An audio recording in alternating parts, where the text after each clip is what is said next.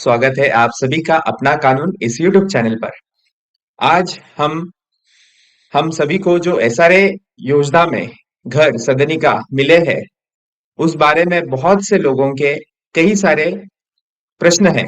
उन प्रश्नों के जवाब मैं इस वीडियो द्वारा देना चाहता हूं। तो सबसे हर वक्त जो पूछे जाने वाला सवाल है, और अफवाहें भी बहुत इस बारे में फैली थी कि एसआरए में रूम कितने साल बाद बेच सकते हैं। तो देखिए, एसआरए में जो रूम है, वह अभी जो शासन ने, हमारे महाराष्ट्र गवर्नमेंट के सरकार ने जो निर्णय लिया है, उस निर्णय में जनवरी 2024 में ये निर्णय लिया था। उस निर्णय के अनुसार अब एसआरए में जो रूम सदनिका फ्लैट जो मिलता है, वह अलॉटमेंट के 5 साल बाद हम खरीदी बिक्री उस फ्लैट का एसआरए के परमिशन लेने के बाद कर सकते हैं। तो देखिए, मैं आपको वो कानून का जो सरकार ने शासन निर्णय लिया था, उस निर्णय भी इस वीडियो में बता रहा हूं, जो स्क्रीन पे दिखेगा।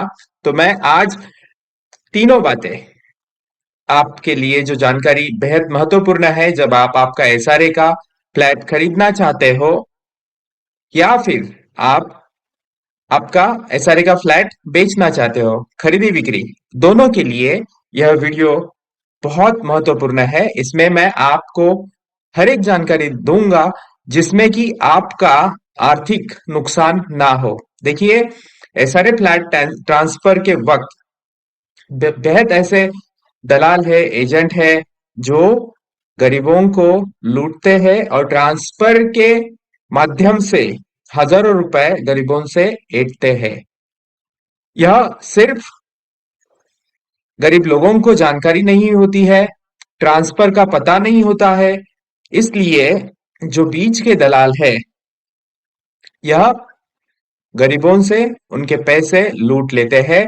देखिए, 5 साल बाद शासन ने, हमारे सरकार ने नोटिफिकेशन इशू करके, शासन निर्णय लेके, अभी जो समय सीमा है, जिस समय सीमा के बाद आपको जो घर एसआरए में, झोपड़पट्टी पुनर्वासन योजना में मिला है, वह घर आप अभी 5 साल बाद बेच सकते हो। 2024 में महाराष्ट्र शासन ने यह निर्णय लिया था। आपको स्क्रीन पर मैं यह निर्णय बता रहा हूं। इस वीडियो में मैं आपको पहली बात, महाराष्ट्र शासन का जो 5 साल बाद आप घर बेच सकते हो, यह निर्णय बताऊंगा। दूसरी बात, महाराष्ट्र शासन ने हमारे जो रूम ट्रांसफर करते वक्त जो शुल्क था, वह भी घटाकर अब सिर्फ 50,000 कर दिया है। तो देखिए, पहले जो शुल्क था, ट्रांसफर शुल्क, ट्रांसफर फीस के नाम पे हमें एसआरए में डिपॉजिट करना होता था, एसआरए में भरना होता था, वह 1 लाख रुपया था, या फिर जितनी स्टैंप ड्यूटी है, दोनों में से जो ज्यादा अमाउंट रहेगी, जो ज्यादा रकम रहेगी, वह फ्लैट ट्रांसफर करते वक्त परमिशन जो हम एसआरए से लेते हैं, उस परमिशन में हमें वह शुल्क भरने के बाद हमें एसआरए का फ्लैट ट्रांसफर की परमिशन मिलती थी। तो इस वीडियो में मैं आप सभी को, जो एसआरए का रूम खरीदना चाहते हैं, जो एसआरए का रूम बेचना चाहते हैं, पूरे ट्रांसपेरेंसी के जरिए मैं आपको हर एक बात, इसके बाद आपके मन में कोई मेरा ऐसा कहना है कि यह वीडियो देखने के बाद आपके मन में कोई शंका आशंका नहीं रहेगी कि आपका फ्लैट एग्जैक्टली कितने सालों बाद आप ट्रांसफर कर सकते हो, इसलिए आपको कितना खर्चा होगा, यह सारी बातें इस वीडियो द्वारा मैं आपको। तो देखिए, इस वीडियो में मैं पहली बात, एसआरए रूम ट्रांसफर कितने सालों बाद हो सकता है, यह नोटिफिकेशन, शासन निर्णय, यह आपको इस वीडियो में बताऊंगा। दूसरा, शासन का शुल्क कितना एसआरए में हमें भरना होता है रूम ट्रांसफर के परमिशन के वक्त। और तीसरी बेहद महत्वपूर्ण जानकारी, आप सभी को जो रूम खरीदना चाहते हैं और जो रूम बेचना चाहते हैं, उनके लिए क्या क्या डॉक्यूमेंट रिक्वायर्ड है, कैसी प्रोसीजर रहेगी, पूरी प्रोसीजर, एसआरए का फ्लैट ट्रांसफर करने की पूरी प्रोसीजर, और कम से कम आपका जो पैसा बचे, जिसमें यह जानकारी मैं आप इस वीडियो द्वारा देना चाहता हूं। देखिए, मैंने ऐसी बहुत सी बातें सुनी है, लोगों से सुनी है, जिसमें लोगों ने उनका फ्लैट ट्रांसफर करते वक्त दलालों को जो अननेसेसरी मीडिएटर है, एसआरए में जो मीडिएटर है, या फिर वो जो फ्लैट ट्रांसफर का काम जिन्होंने, मैंने सुना है, उनको लोगों ने हजारों रुपए दिए, 40,000, 50,000, सिर्फ फ्लैट ट्रांसफर करने के लिए। और इसके अलावा लोगों ने जो एसआरए का पैसा था वो भी भरा है, जो स्टैंप ड्यूटी है वो भी भरी है। तो इस वीडियो द्वारा आप डिटेल में जानकारी जानोगे कि आपको एग्जैक्टली कितना खर्चा आएगा फ्लैट ट्रांसफर करने के लिए, आपको क्या क्या डॉक्यूमेंट्स रिक्वायर्ड है फ्लैट ट्रांसफर करने के लिए, और जेन्यून यानी total legal flat transfer, SRA flat transfer की प्रोसीजर इस वीडियो में मैं आपको बताऊंगा। तो सबसे पहले शुरू करते हैं जहां से। देखिए, सबसे पहले एसआरए का फ्लैट ट्रांसफर का रूल जो था वह 10 साल का था। तो जो 7 साल का ट्रांसफर का था वो अफवाह थी।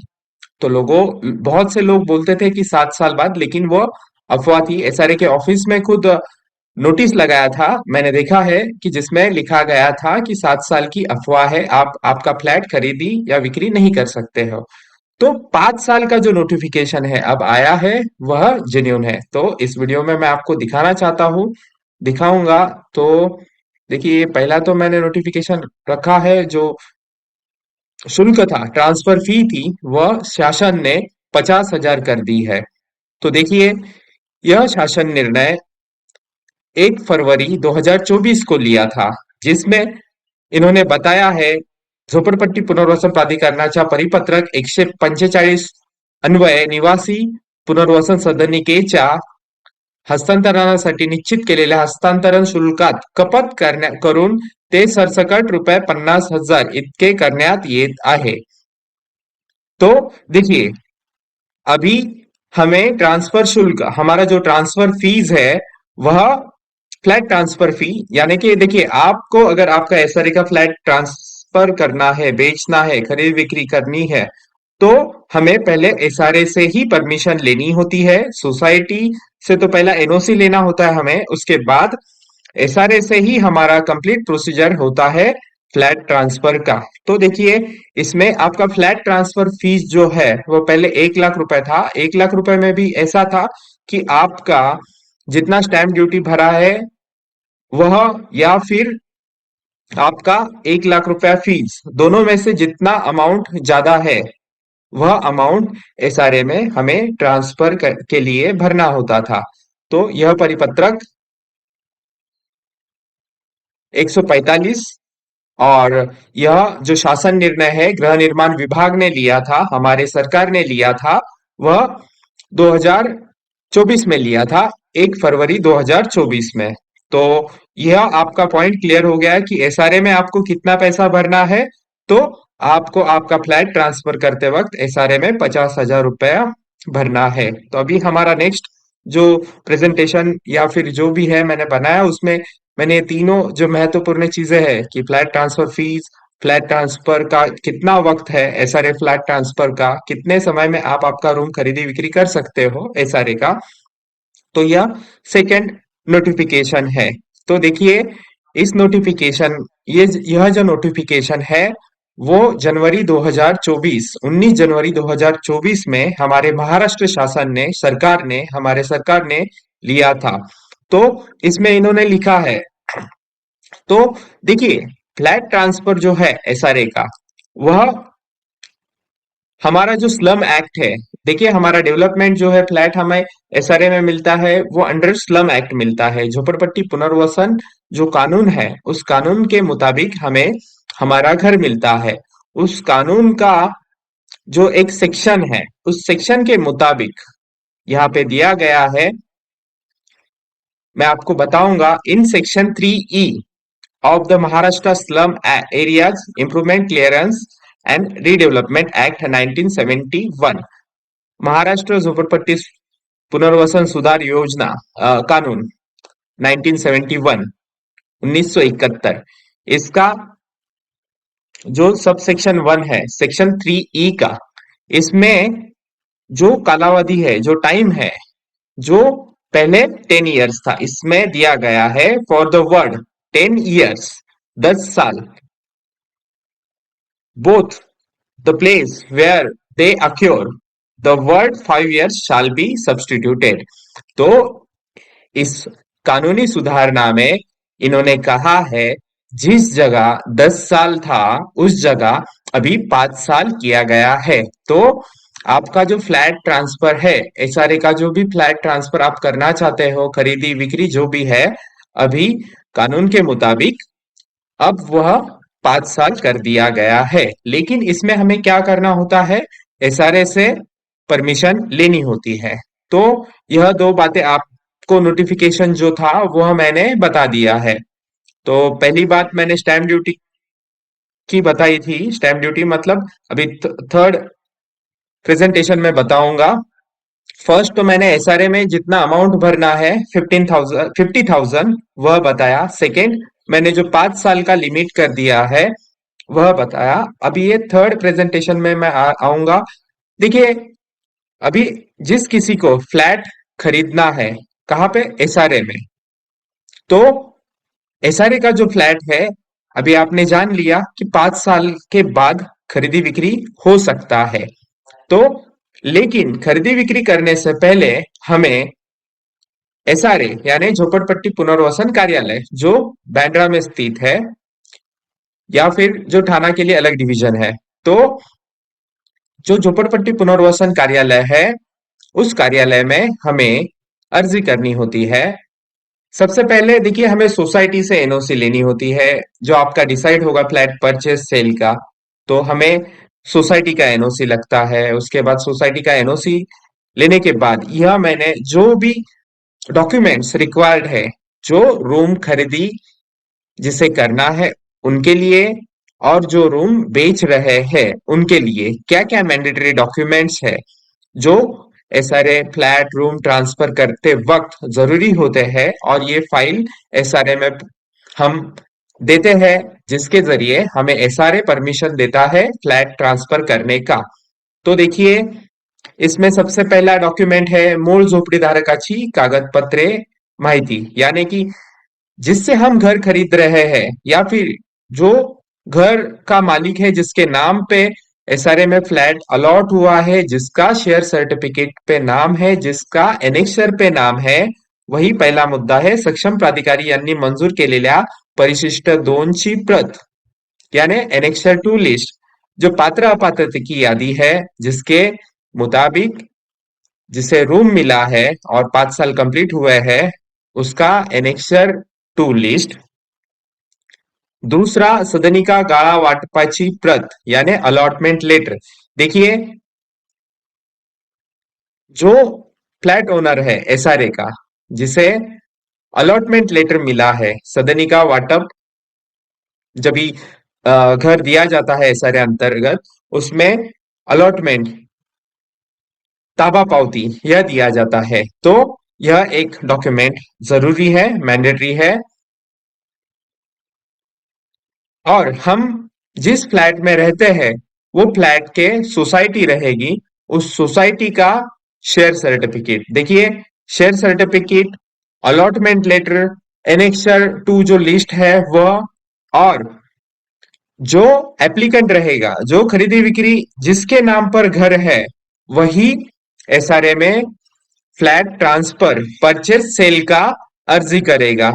तो उस अर्जी में उसे जो सेल कर रहा है फ्लैट, उसका हस्बैंड का, अगर वो लेडी रहेगी, और अगर लेडी रहेगी तो उसके हस्बैंड का, अगर हस्बैंड रहेगा तो उसके वाइफ का, दोनों का यहाँ पे आधार कार्ड की जेरोक्स जरूरी है।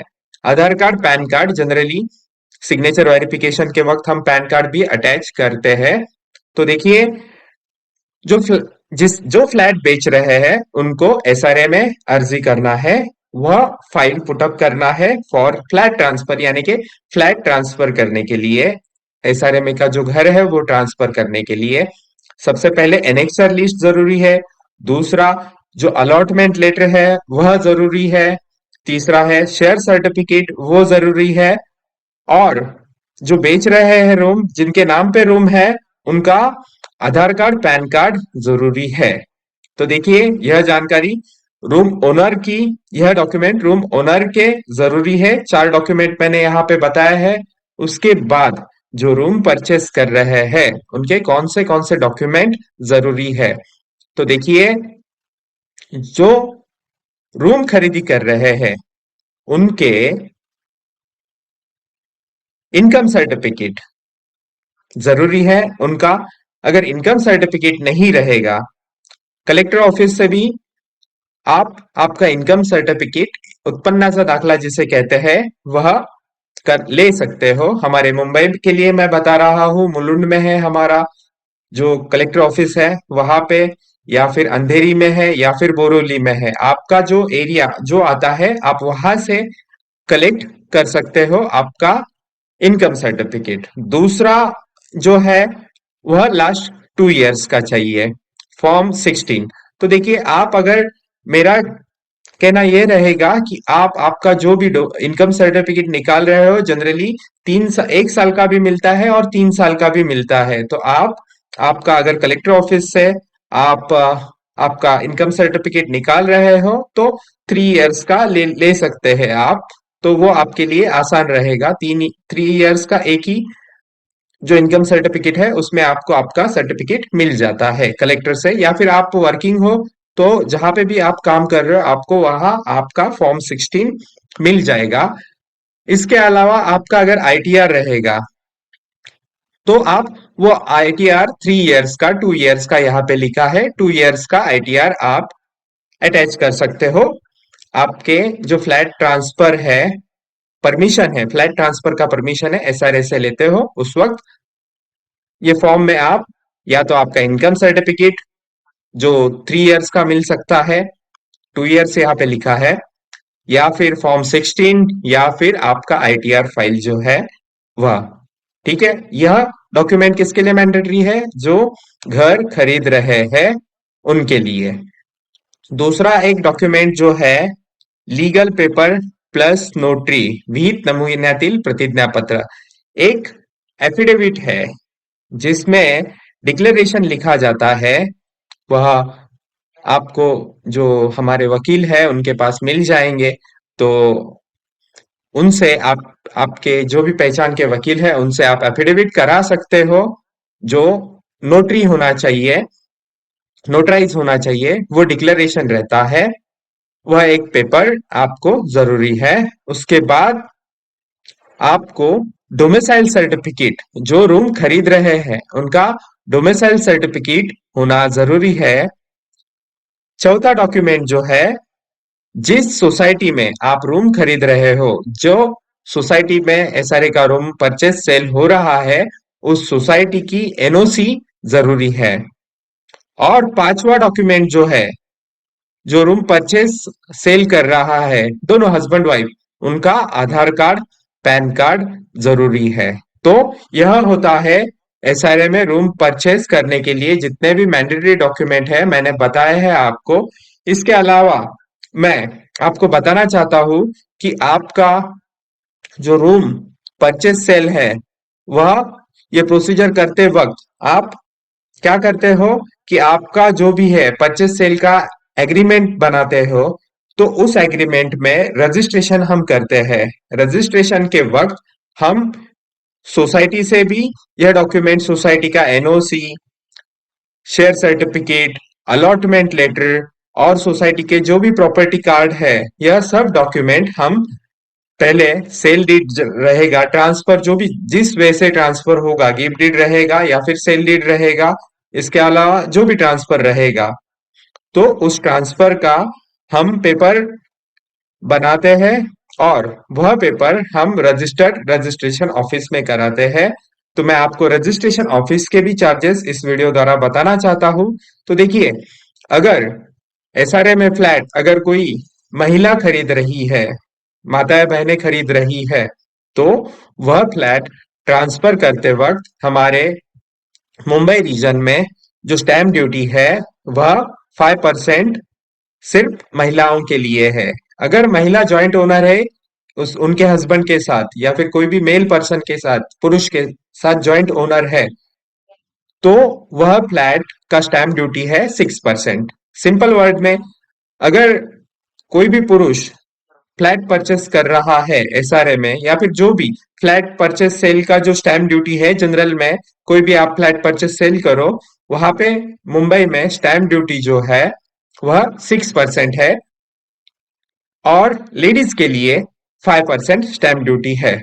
तो जो भी आपका वैल्यू रहेगा, आप अगर 30 लाख का घर खरीद रहे हो या फिर आप 50 लाख का घर खरीद रहे हो, तो अगर लेडीज खरीदती रहेगी तो उनके लिए स्टैम्प ड्यूटी जो है वह 5% 50 लाख के अमाउंट पे रहेगा।